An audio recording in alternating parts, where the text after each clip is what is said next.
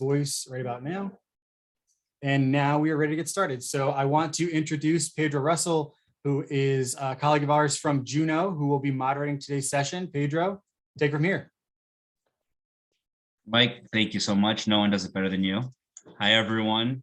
Thank you for joining the first part of our 3-part webinar series on being accepted into business school and now realizing that you have no idea what to do next.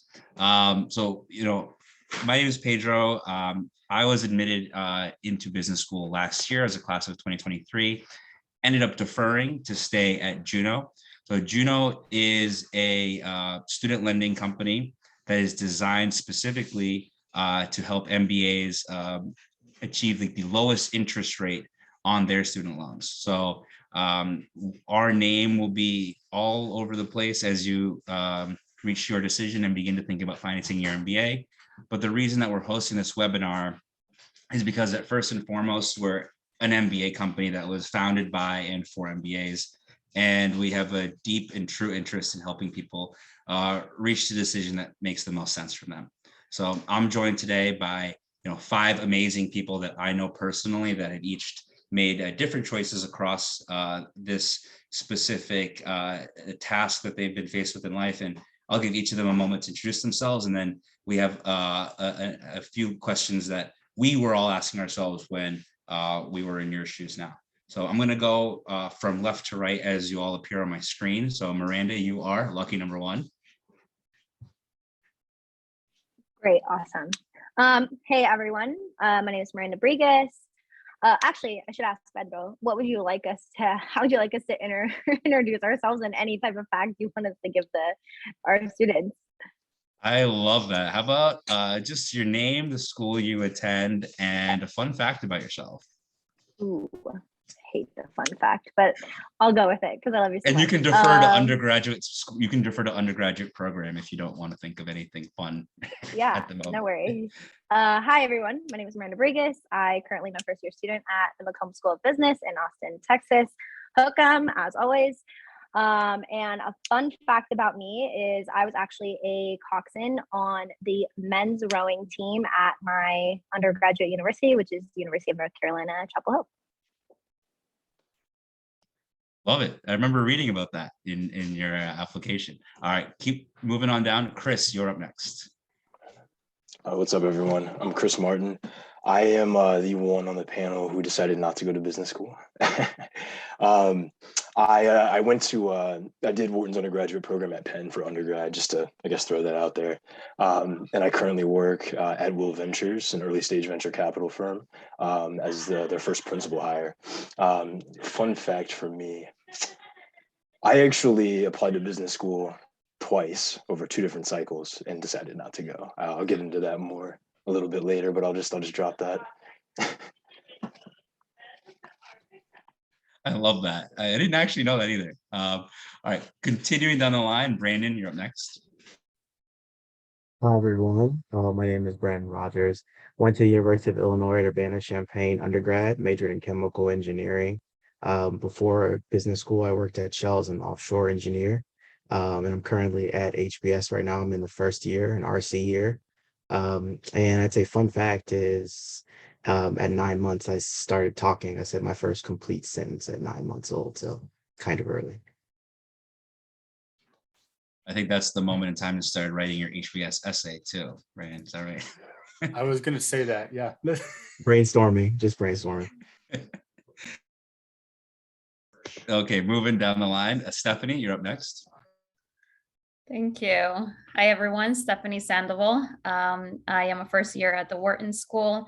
I went to Rutgers University for undergrad, double major in HR and IT. And fun fact, I hate that question. I don't have any fun facts. I'm one of 28 first cousins. I don't know if that's a fun fact, but I have a big family. That's a big fact. That's very fun. That actually relates to my fun fact with everyone in my family being born on the 28th of a specific month. So interesting.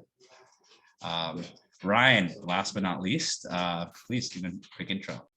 Yes, first of all, congratulations to everybody that got admitted, and to those still going through the process, keep on grinding. If you're attending this webinar, I'm sure you will do great things. My name's Ryan Well, born and raised in Florida, did my undergrad at Florida State. I'm now at Tuck.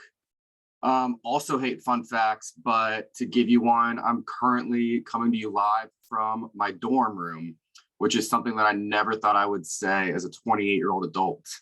So yeah, if you know anything about Tuck, very tight-knit experience, and dorm life is certainly an aspect of that. So you know, can certainly touch on that if anybody is interested. Also in my dorm too, Ryan. I feel you on that. It's fun, you know. All that tuition money, man, and you're eating Sodexo lunches and those double-edged dorms. So interesting. All right, well, guys, thank you so much for those intros. I think I'm just going to hop right in with some of the questions that I have just to get the ball rolling. If you have any questions, please, we would love to see you just post them in the chat, and Mike can read them out loud to us. But really, I wanted to start things off very, very light. And Ryan, since you were last, we'll go to you first. Take us that moment. So you got in, and what was the first thing you did? Like, how did you celebrate? Yeah, well, after refreshing Clear Admit hundreds of times throughout the month of December, finally got a phone call from Tuck and was thrilled. I think the first thing I did was just call my family, tell them the news, you know, text all my friends. Yes, Clear Admit, Mike, you've gotten plenty of advertising revenue off of me. Thank you, Ryan. And yeah, I mean, I'm sure I was, you know, back home. It was over the holiday break, so just celebrated with family, and I really just took a breath after, you know, studying for the GMAT for months, taking it a few times, putting together, you know, a bunch of applications in round one. I just, to answer the question most accurately, I did nothing. I just took a breath and relaxed. That's a great point. I mean, so what do we all think about that? Like, as you're going through that decision-making process, did any of you just hop right to that decision, or were we all just like taking a few moments just to sit back and let that wash in? Miranda, I think I'll head to you. Yeah. Very similar to Ryan. And I actually, to be fair, I applied to all my schools round 2. So my breath of fresh air came a little bit later than the round 1 processes. So all of you guys on this call are probably ahead of me in that regard. But I definitely did not step into anything. I wanted to, one, just take a step back to acknowledge that I actually did what we set out to do, right? Like, you guys have been grinding for months and months, and you finally get to that point and you're like, oh my gosh, it's happening. So I wanted to take a step back and acknowledge that process and pay homage to it in some way. And then the other thing is that, like, you know, you have potentially a couple offers, and I wanted to give each school its due diligence before I made any major choices. And that's the other thing I did, was really like start to buckle down to understand, okay, what do I really want out of the next 2 years of my life? Like, what environment, community, and that kind of leads into, I'm sure, all the other questions that you have for us, Pedro. So that's kind of what I did as well. No, you just hit on something that, like, I think speaks so deeply to everyone that's listening. And I know myself is like that question, like, what do I want out of life? And I think, Brandon, I'll move on to you and ask, I mean, how did that question really evolve or change, or did it once you found out that you had gotten into a few programs that you wanted to go to, and after you had that moment to take a breath and say, like, yeah, I got it? Yeah, I think with business school, it's very much the tunnel vision, and you think that the end goal is getting the acceptance, and you realize that the acceptance is just the first part of the journey. So I remember finally getting into HBS and like my mind completely going blank, like, okay, I'm in. What do I do now? How do I even accept this? Like, what do I do with my life? Am I actually going to do what I wrote about and what I said? I mean, it's a very real reaction. But it was really just taking that time. So I was around 1 admit. So I completely dissociated, distanced myself from the process, and took the Christmas holiday and New Year's and really just did some introspective work and thought about like what I wanted to do with my life and where did I see myself in the future. And that's how I made my decision. Stephanie, did you have a similar path to that? Like, was there a lot of introspection in terms of like, was there any second guessing? Because I know that you had some choices to make as well. And so did that feel similar? It actually didn't. Like, compared to the other speakers, my journey was different. I was a second round applicant, but as soon as I remember Wharton this year did not do the calls, they said at 12 at noon, afternoon, you get to refresh the page. And I remember I was waiting for my husband to get home. And of course he got a flat tire like at 11:45 coming here. And I called him and I'm like, I'm sorry, I can't wait for you. Like, I'm going to refresh this page. And I refreshed it. And I'm talking about Wharton, and I saw the congratulations and I got excited for a minute. And then I'm like, oh my God, I can't do this. Like, I literally told my husband, I'm like, I don't think I can do this. I can't pay for this. And he's like, can we just first celebrate for a second? Like, can you just acknowledge that you just got into Wharton, like the school you've been wanting to get into? And I'm like, yeah, but what's next? And I took out my spreadsheet. I am an analytical person, went into analysis paralysis. I'm like, okay, what does the page say? This is a year. This is that. This is rent. We're going to have 2 different apartments. Like, I just kept on going and going. And it took me a few of you here on the call to like slap me through text and say, stop, shut up, and like, just acknowledge, celebrate, we'll figure that out later. So I had like this wave of different emotions, but I got to a point where I was like, let me just shut down. I booked a trip, went on vacation, but I was scared. I was scared at first. And vacations are something we're going to get into in a little bit.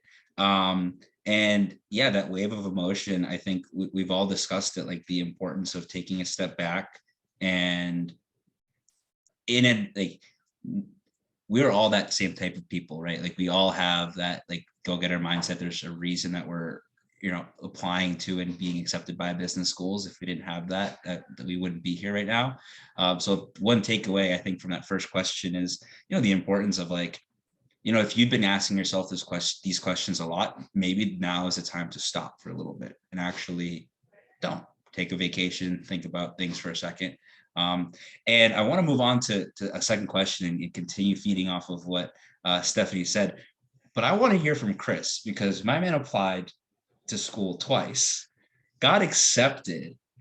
Chris, where did you get in, and how did you feel? And then at what point did you start to think like, man, yeah, I actually don't think I'm gonna do this.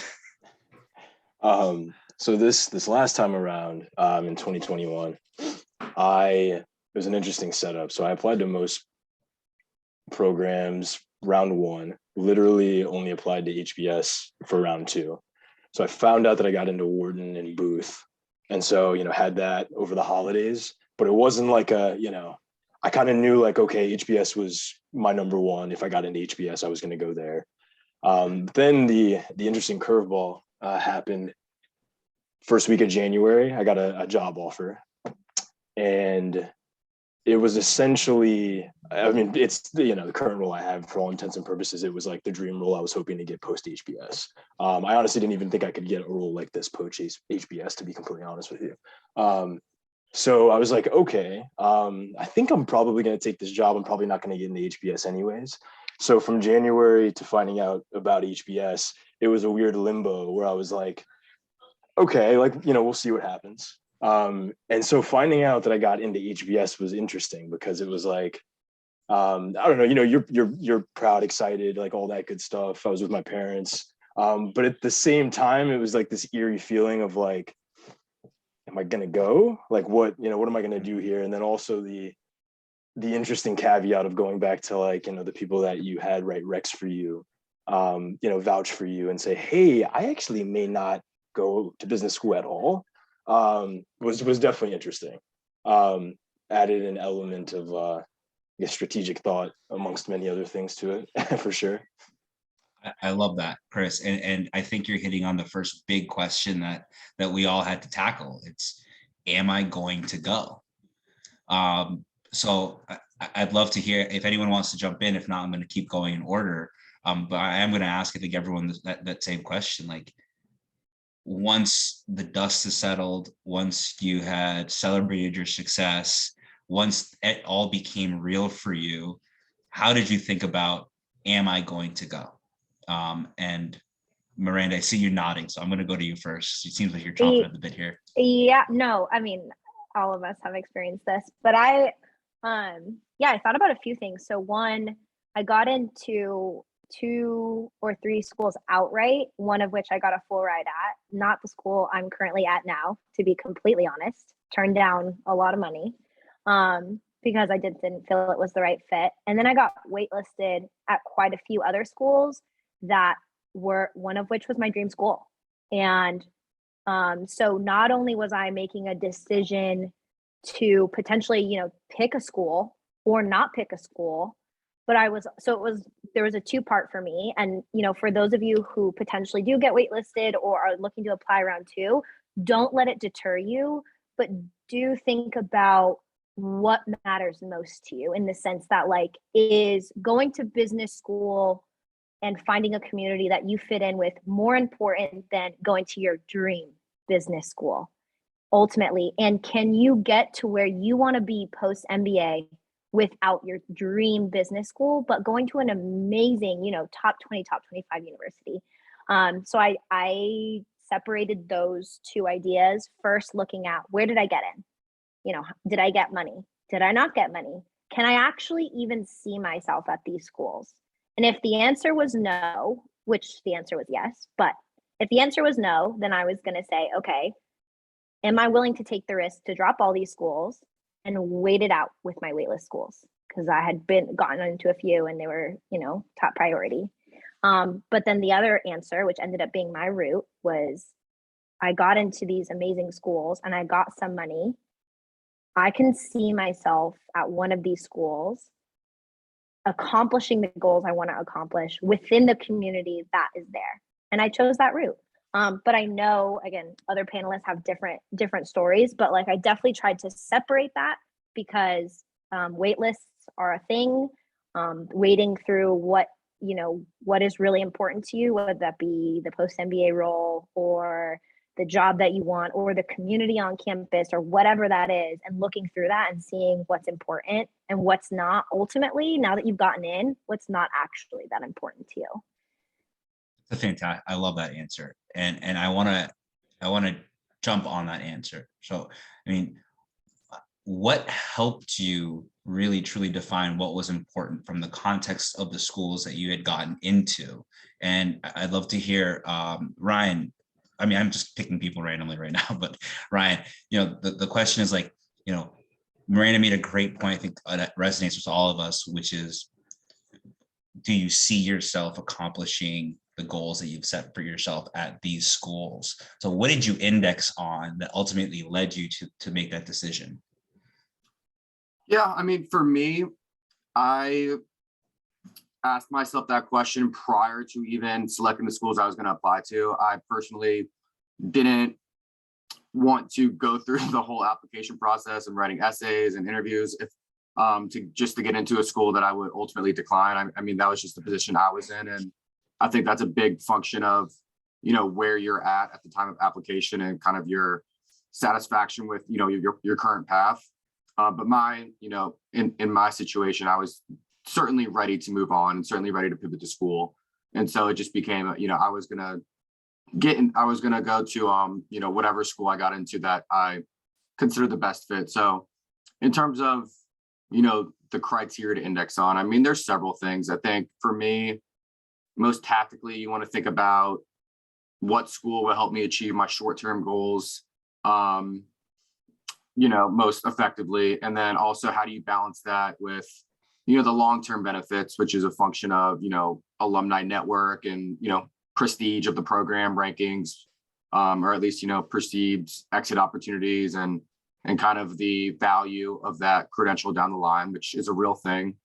And then also, I think a lot of people probably automatically go to the highest ranked school they get into. There's nothing wrong with that. Like I mentioned, the long-term value I mean, this is a long-term investment, and there's nothing wrong with, weighing that as the heaviest. But in my opinion, going to a school that is, maybe higher ranked than school B, but you're only going to be, 80% of yourself compared to school B, where you might be a better culture fit and you'll truly be the best version of yourself.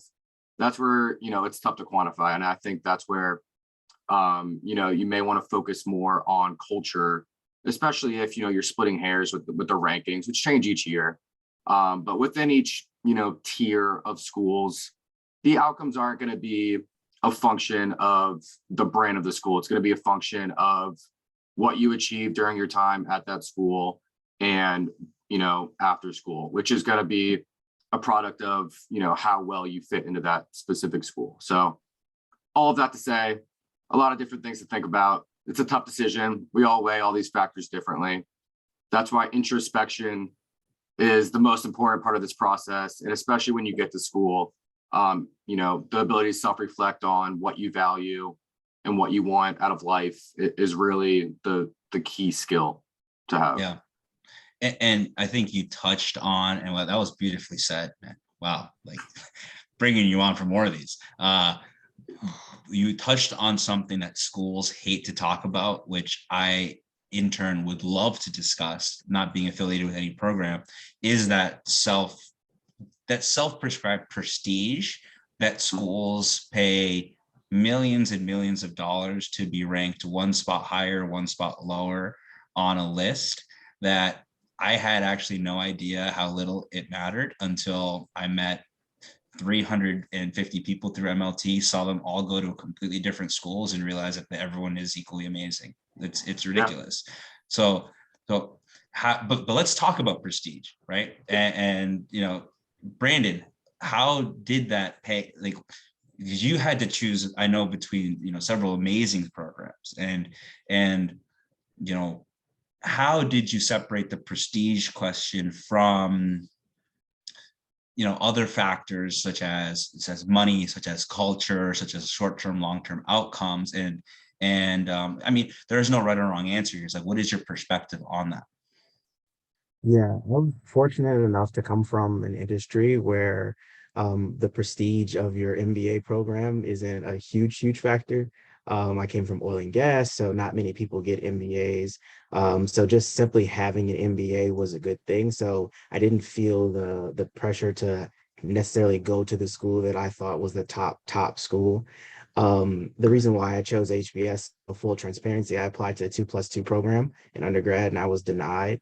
So HBS has always been slightly on my radar, but I was also in the MLT program and I started learning more about other schools, specifically Wharton. I was really drawn to the program, saw the major, the energy and environment sustainability major. So all the logic said, go to Wharton. And then when I finally got accepted into both, I kind of, put the engineering hat down and like put the logic away and truly said, like, what do I feel? And I tried to not let prestige guide me, because once I got into those two schools, I viewed them as equal. So it was really about how I felt. And I leaned towards HBS. Really, it was really one interaction, and it's a very discreet interaction. But it was one that really pushed the needle for me. And I was reaching out to the Energy Club presidents just really to find out more about the Energy Club. And I reached out to Wharton's, and no, no putting down Wharton, but I reached out to Wharton's and they were like, oh, like, here's our website link, go through it. And if you have any information, get back to me. And then I actually reached out to HBS's and got to talk with the Energy Club president, and was telling her about some of the work I was doing in Africa. And she actually ended up was working in the same country previously. And she's like, hey, I'll put you in contact with this person, and actually helped me resolve an issue that I've been working on for 3 months by myself. She helped me resolve in like a couple days. And I was just thinking, like, hey, if I'm just an admitted student who hasn't even committed yet, and this person is dedicating their time and their effort into me, I can only imagine being an actual student and then being an alum. And it was really that feeling that I kind of used as my guide rails to really lock in on my decision. I wrote that down. I'm gonna give that feedback to the Energy Club. Well, Steph, keep your mic off because I want to hear from you as well. So, I mean, Brandon spoke, and I think for him to paraphrase, it was really the culture fit and speaking with the students at HBS that prompted his decision. And I know that you had a really difficult decision to make. And I was wondering, like, the same exact question, right? Like, you're choosing between all these factors, between prestige, between money, between short-term, long-term goals, and culture fit. And once you got past that, hopefully that moment where your husband made you take a vacation and you took a step back, once you came back and were ready to make that decision, how did you land where you did? Sure. I think it was very similar to what Miranda and Brandon said. Like, at first, I was petrified about the money. How am I going to pay for this? I got more money from one school versus the one I went to. But that's when I realized that many of my decisions throughout my life have been because of money. I came from JP Morgan, and I went to JP Morgan because they waived that sign-on bonus. And I was like, wow, that's more than my whole family makes. So yes, sign me up for that, not thinking and not really pausing or processing whether that's what I wanted. So I made a decision that I wanted to make sure that moving forward, I was not going to lead my decisions with a scarcity mentality. Like, whatever I made, it was going to be because it was the right choice for me, and I will figure out the money. The money will come. So once I kind of set that right, the culture and community definitely made a difference for me. Like, the Wharton students and alum, they spent hours with me on the phone, going through essays, just giving me the rundown of how to prepare for my TBD, my team-based discussion. And I just felt like at home. I felt like I belonged. And at the same time, looking at the curriculum and looking at what I was interested in, I'm interested in education. They have a dual degree, which I'm pursuing with the Education School for Education Entrepreneurship. I also wanted to be in a place where I was going to be challenged. So just looking at the curriculum, talking to students, alum, like, the community really made a difference for me. And that's when I made my decision to go to Wharton. Chris, I want to hear from the other side of the table, because I'm sure you did your due diligence as well, right? And I'm sure that community and culture played a role for you. So can you speak to these similar factors, including the money piece, which I know that that plays a large part in everyone's decision? Yeah, for me, so the position that I was in applying to business school this last time around was I was in an associate position, like, at a venture capital firm, and wanted to stay, like, in the ecosystem, but wasn't sure if I wanted to go over to the operating side, work for an early stage company, and the like marketplace, like software space, or in the financial technology realm, kind of given my background previously. And it really came down to me, for me, network. Like, I was going to business school to position myself within the same ecosystem, in a different light, or an enhanced light. So for me, that second time around, again, I was optimizing for that. That's honestly why I ended up doing MLT as well, having already applied to business school one time before. I just wanted to meet more people, and it actually ended up being a great hedge. Meeting the best and brightest, 350 or so underrepresented minorities that all went to top business schools. I mean, that's bigger than GSB's class. I practically went to business school. I just got to keep up with the connections. And you got a trip to Cabo out of it. I did. That was a time. Yeah. So we're gonna switch over to, like, the second component of the chat, which is quitting your job or deciding how long to stay on. Before that, I think I do want to open up to the people listening, as well as give anyone on the panel a final opportunity to weigh in on anything that we didn't discuss related to choosing between schools or choosing whether to go or not to go. Does anyone have anything that they would just want to say, or any words of advice that they'd want to give to the people listening?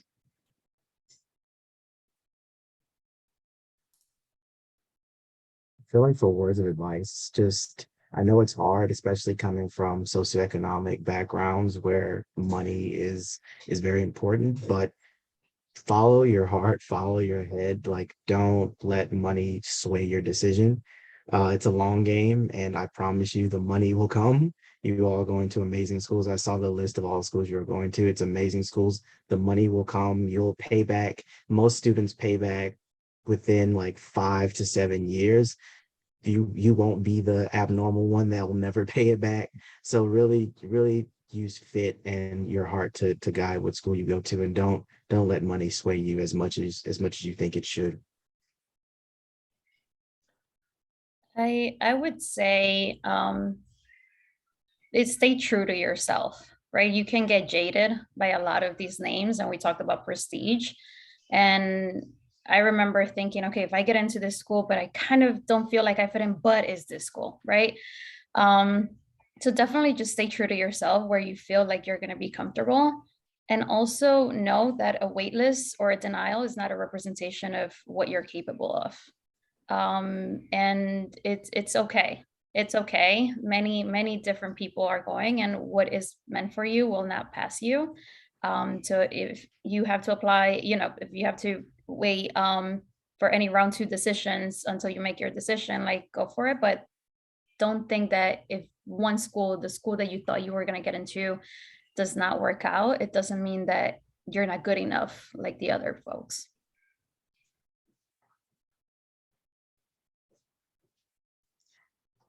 I will say one thing here, in terms of outcomes, there are a lot of really great jobs that recruit specifically for MBAs, and those jobs recruit from every single MBA program.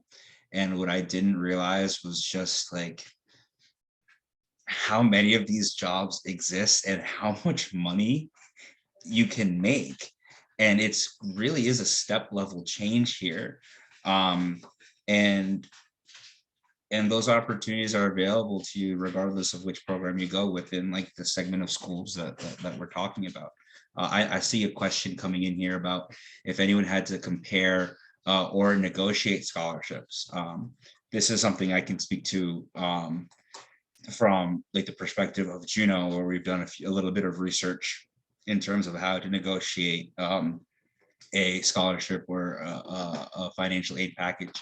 Our suggestion is to try to negotiate the whole package, not to come and say, oh, I need more money to go to X. Does not tend to work as well as taking a holistic view of your entire package and telling them what it would require for you to attend the program. So there's a nuanced difference there. There are things like TA-ships, RA-ships, and there are situations where schools will actually increase the amount of scholarship that they give to you retroactively. That happened to me at Sloan. I actually have a kind of a weird story that is definitely not relevant because of COVID, they ended up having more students accept than when they typically have in a typical year. So they were offering students more money to defer. Anything can happen. It's just important to approach that not necessarily from a viewpoint of like, I need more to go here. And the reason for that is every dollar that goes to you is a dollar that won't go to somebody else. And that's the way that the school looks at it. Whether or not that's actually true is a completely different story because these schools have a ton of money. But that's the way they look at things from a budgeting perspective. Does anyone have anything to say in terms of comparing or negotiating scholarships? It didn't happen to me. I would say HSW is probably, they don't. I think I tried with Wharton and they're like, yes, thank you, but that's our decision. But I do know that other schools do. So Yale is one that will send you kind of a message after a few weeks of you not deciding and saying, let's talk about any other offers that you've received. So there are certain schools that you definitely can negotiate. Like Stephanie, I had also issue with negotiating. There was kind of like a hard line of no. I guess they try to discourage students from playing the schools against each other to try to get more money. But I found, especially for HBS, that once you've actually accepted, the financial aid office does do a really good job at keeping you there and finding new ways to give you money, whether they ask, like, can I get a better picture of your financial status, or here's some other opportunities that are coming through the pipeline once you're already in. So even though you may have failed trying to negotiate once you're at the school, keep trying and keep in communication with the financial aid office, and there most likely will be opportunities. Yeah, and I think that's really crucial how Brandon phrased it. It's, you're not asking them for more money. You're not saying, I need $20,000 more to come here. You're painting a holistic picture of who you are to help them reevaluate your financial need. That's a very, very nuanced world. And one last Brandon, thing, Pedro. go ahead. The last thing I would say is, if you do end up going to a school that maybe doesn't renegotiate your package, go in and create something, right? Like, go make them aware of maybe a first generation need, a difference, family responsibilities. Like, there is a new first gen club at Wharton, and we're all getting together to paint a picture of what it is to be a first generation, some low income, that are going to Wharton, and how difficult it is to keep up. It's not only tuition, like, it's expensive. There's a dinner every night. There are club fees, there are trips, there's so much going on. So it's definitely more expensive than what they, tell you is going to be. So go in and make a change, and, create a club, or go and speak to the dean and get a group together. The only thing I would add to all of that, because I would echo specifically what Brandon said in regards to, like, once you're on campus working with the financial aid office, to be like, okay, I need more help. How can I do it? And there, a list of different opportunities, I would say, at every school, in particular with McCombs, that they opened up to me. They're like, you can do this, you can do this, you can do this. And this, you have like $15 an hour if you want to work. You have this scholarship you can apply to mid-semester. There's just all these opportunities potentially to add more money to your set base once you're at the university. The other negotiating factor, and I actually was able to successfully negotiate more money for McCombs with myself, was I leveraged or utilized the intern or summer internship offers that I'd received before getting on campus.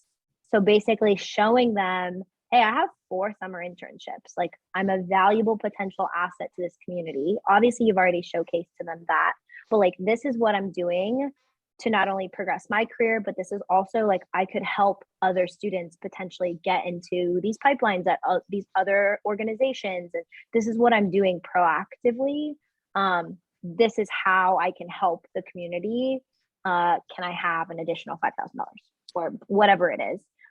So you're also creating value to their community. And that's another thing you can showcase, other than like, hey, I got into this other school, which, as we've seen, can either work sometimes or can't, depending on the school and how they take that, or if they take that lightly or not. But like Stephanie kind of said, creating value even before you walk on campus is another way that you can potentially highlight, this is why I deserve, or this is why I need an additional source of income.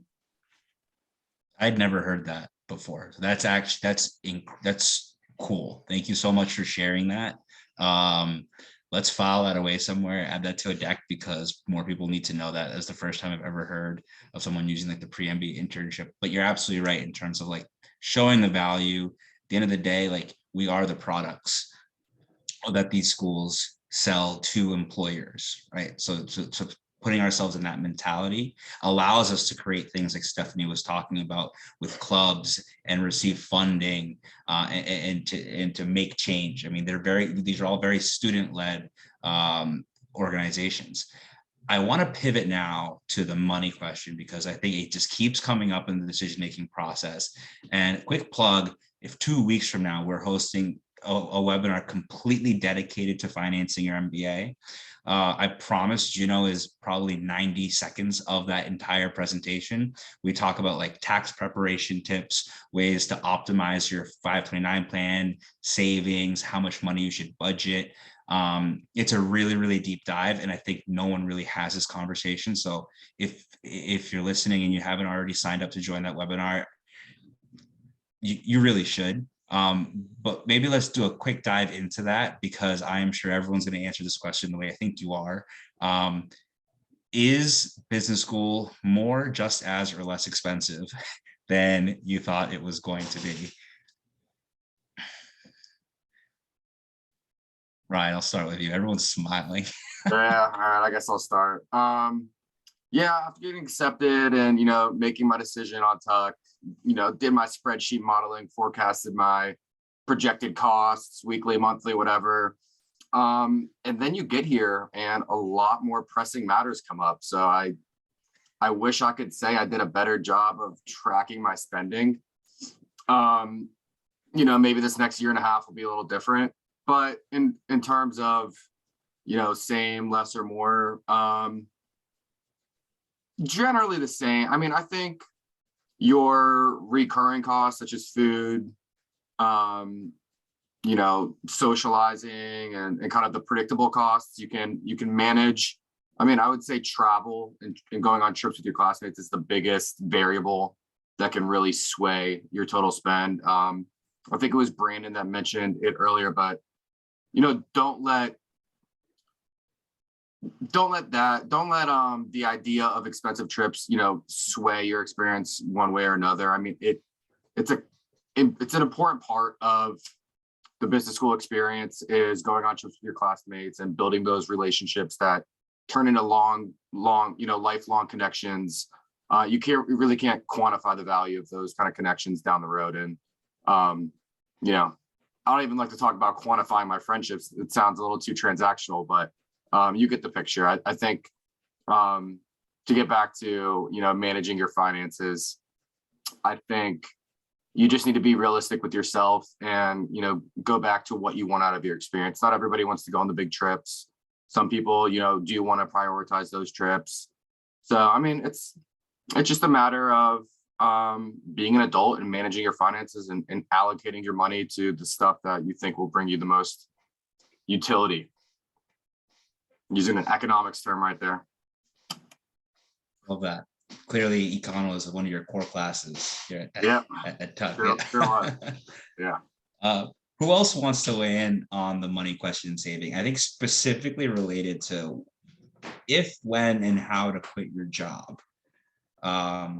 So Brandon, sorry, you gave me a little head twitch. So you're up next. What are your thoughts on the work to school transition?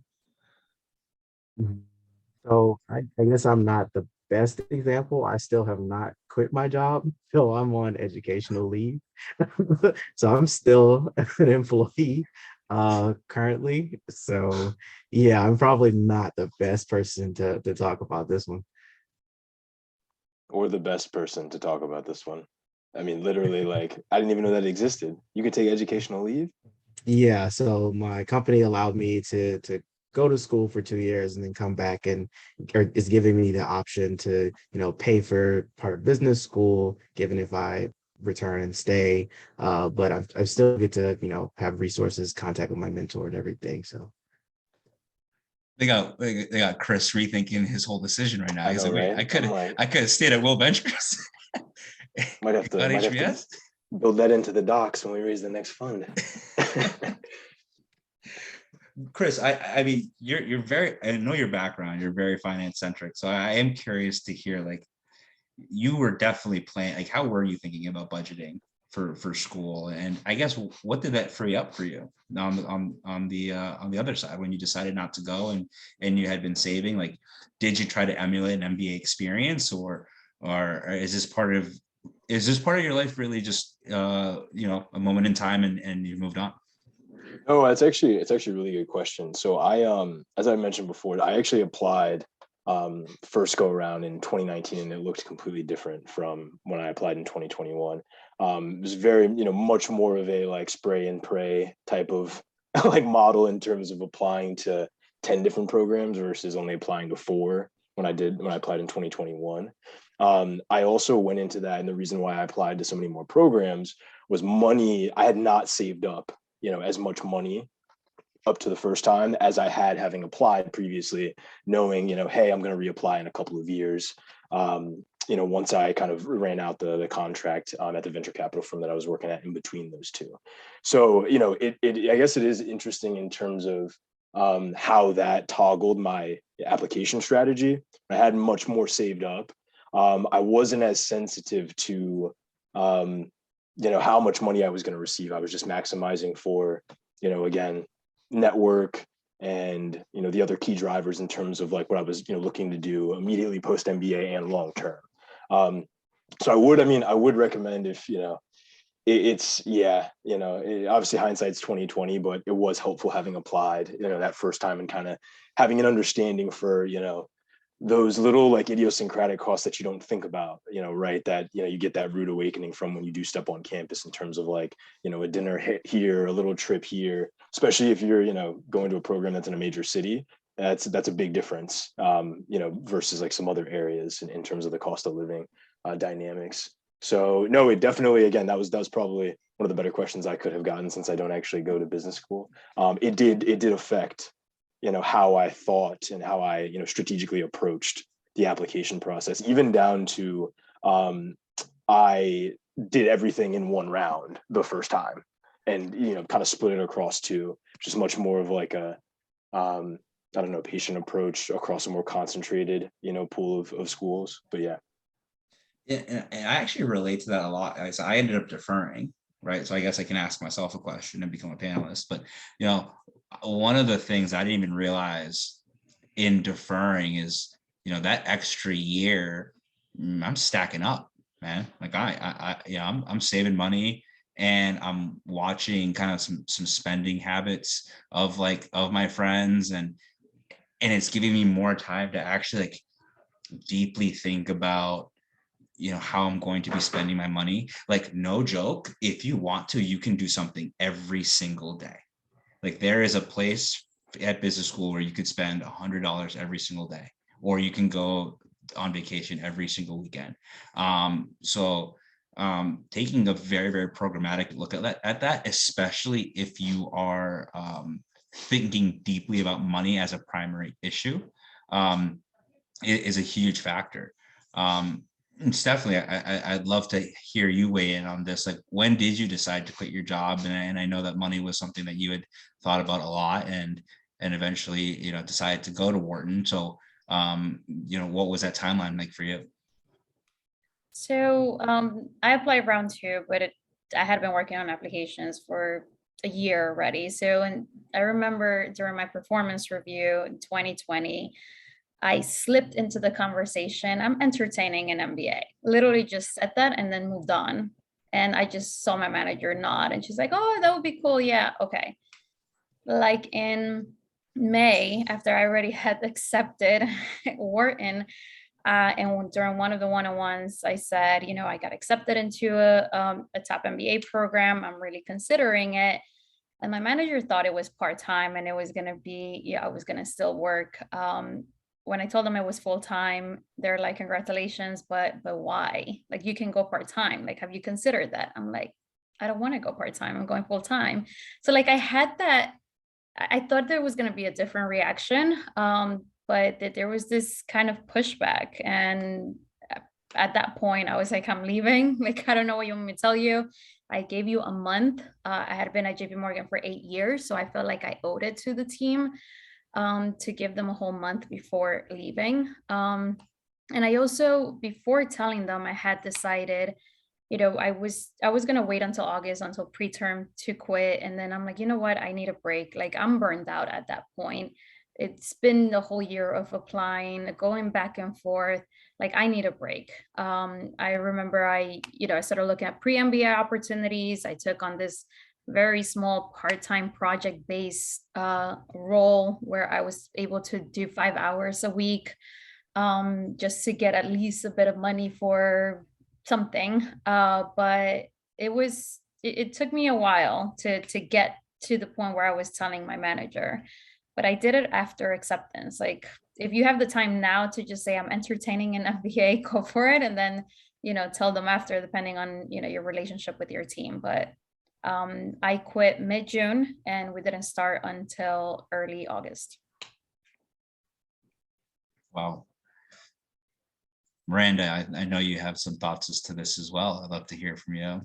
Yeah, I come from a little bit different background in that right before school started, I was working in a small business. So I gave my people plenty of time and plenty of notice because I was in a small team and I didn't want to, very similar to Stephanie in that sense, like I owed it to my team and the founders and whatnot to like not leave them high and dry in that regard. And so I gave them a lot of notice. On top of the fact that I believe there's a question in the chat that talks about part-time work while you're in school, and Brandon kind of touched on it, and I firmly agree, not just with VC, but in general. So I'm actually still working technically. I'm consulting for the small business that I technically left. And what I've negotiated with them, because we're a small business, is, hey, I can only do, max X amount of hours a week. And that's going to be based on my priorities in school because it's a full-time program. So that means that there are going to be some weeks where I put in 0 hours. And you have to be, before I left them or before I left for school, I like very clearly set it out for them. Hey, you have to be okay with that. And if you're not, then I cannot continue to help you guys out. And I've given you enough time to potentially find a replacement, hire someone else. I'm more than willing to work with you on that. And they were like, that's okay. We like you. We want to make sure that even if you're only working for us a couple hours a week or more time, less time, depending on your priorities, that we can continue to work together. And that's kind of how I navigated that process. And I knew that by telling them early, I was giving them the opportunity to make sure that they were covered for their business. Again, coming from small business, or if you come from nonprofit or teaching or something that's potentially non-traditional business background, that they were given the opportunity to make sure that you put them in a good place.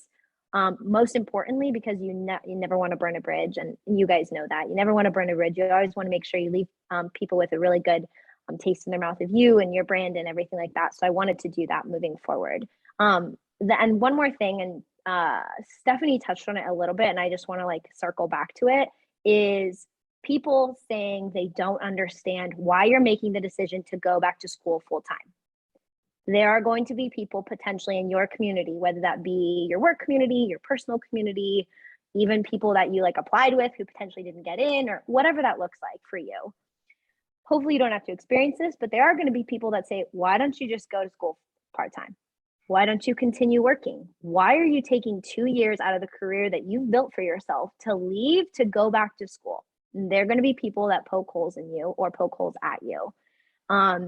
And the only advice that I can give to you for that is, that's when what Ryan said about introspection, knowing what you want out of the next 2 years of your life, whatever that's, a better network, a better community, more money, whatever that looks like for you, knowing what you want and being okay with saying, I totally understand that you may not get it, but this is the path that I'm potentially going to go on, and moving forward as such. Because there are going to be people that question that decision, whether that be in your professional life or your personal life, and having the introspection and conversations with yourself to say, I totally respect your opinion, but I'm going to move forward with what's best for me and my career decision, and being able to do that wholeheartedly and feel at peace and okay with that decision.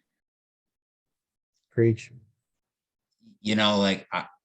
I was going to ask you guys a question about was it worth it being on the other side of it? But I'm not going to, because I don't think we could have ended any better than the way Miranda just ended that now. You're at the end of this road. You already got in, you're into this school. You've worked so freaking hard for it. Don't let anyone take away what you know in your heart is the right thing to do. And, Chris is nodding his head because he knows, and he still made that decision for himself. We're not here at this panel to convince you to go to business school or not. we're not part of any program.